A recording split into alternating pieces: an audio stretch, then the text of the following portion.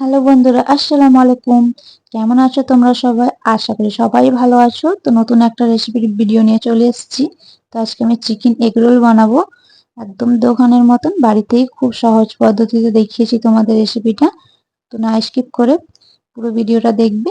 যদি না ভালো লেগে থাকে তাহলে কিন্তু স্কিপ করে যেতে পারো।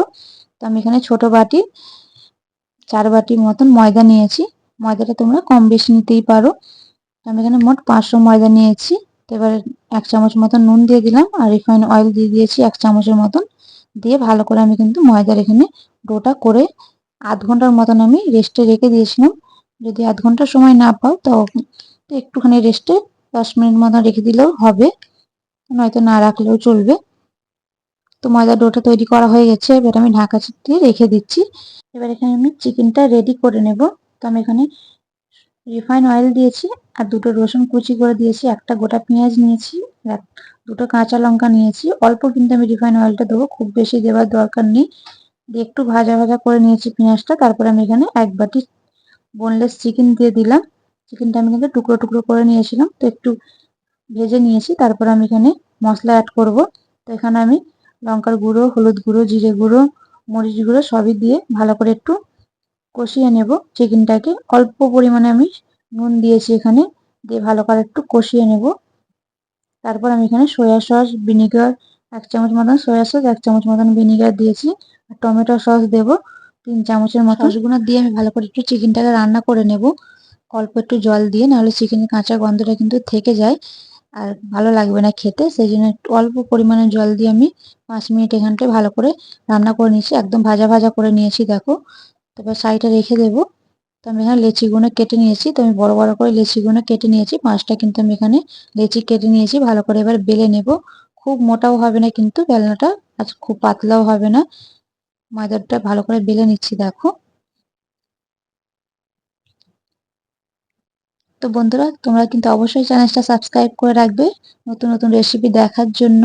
আর ফেসবুকে দেখে থাকলে তাহলে কিন্তু ফলো দিয়ে রাখবে। তো আমি এবারে সেঁকে নিচ্ছি কিন্তু রুটিটাকে। খুব বেশি কিন্তু আমি এখানে সেঁকবো না, অল্পই সেঁকে নিয়েছি। এখানে এবারে রিফাইন অয়েল দিয়ে দিচ্ছি। রিফাইন অয়েল দিয়ে আমি একটা ডিমটাকে ফেটিয়ে রেখেছিলাম আগে থেকে। তো ডিমটা আমি দিয়ে দিলাম। দিয়ে তারপর আমি রুটিটাকে ফের উপরে দিয়ে দেব। তো দেখো আমি যেরকম ভাবে দেখাচ্ছি ওরকম ভাবেই করবে। খুব সহজেই কিন্তু বাড়িতেই তোমরা কিন্তু এখানে রোলটা তৈরি করে নিতে পারবে। তোমরা যে যেরকম কিন্তু অয়েলটা খাও সেরকম ব্যবহার করতে পারো। তো আমি এখানে খুব বেশি কিন্তু রুটিটাকে ভাজবো না, খুব বেশি ভাজলে কিন্তু রুটিটা কিন্তু মচমচে হয়ে যায়, খেতে ভালো লাগবে না। তো অল্পই পরিমাণে আমি ভাজবো।